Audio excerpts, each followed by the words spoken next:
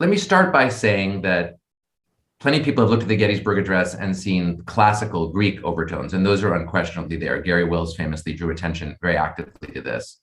But the speech is also suffused with biblical language and a biblical idea of morality. And it's the beginning, in my view, of Lincoln articulating his own moral vision of the entire history of the United States. And in the second inaugural address, which maybe we'll come to in our round of conversation, he's most explicit about doing that. But in my view, he's starting to do that in the Gettysburg Address.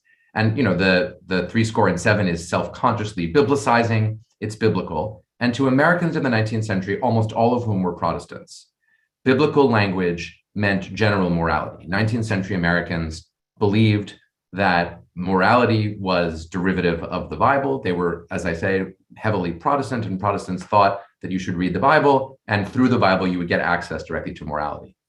Lincoln could not interpret the history of the United States in these moral terms, or the Constitution in these moral terms, so long as the Constitution enshrined slavery, which he knew to be a moral wrong.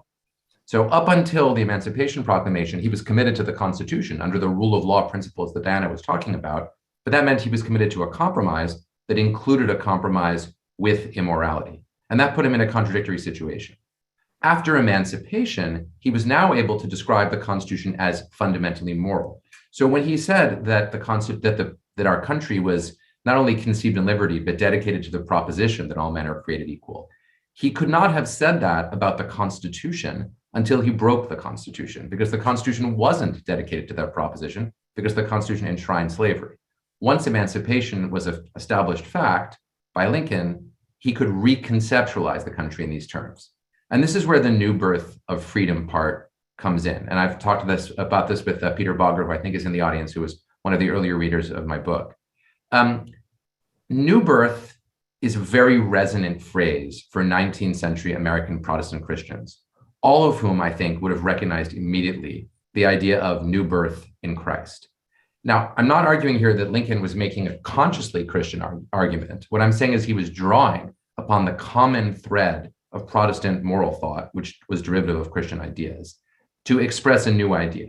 And the idea here was that just as the Old Testament had been superseded by Christian liberty in the New Testament, so the new birth of freedom would supersede the slavery present in the original Constitution, so that the country would then be reborn, and he plays out this idea more fully in the second inaugural address, as a moral country, one that therefore could be in proper fulfillment of the ideals of morality that were present in the original Declaration of Independence on Lincoln's reading, but were not present in the Constitution.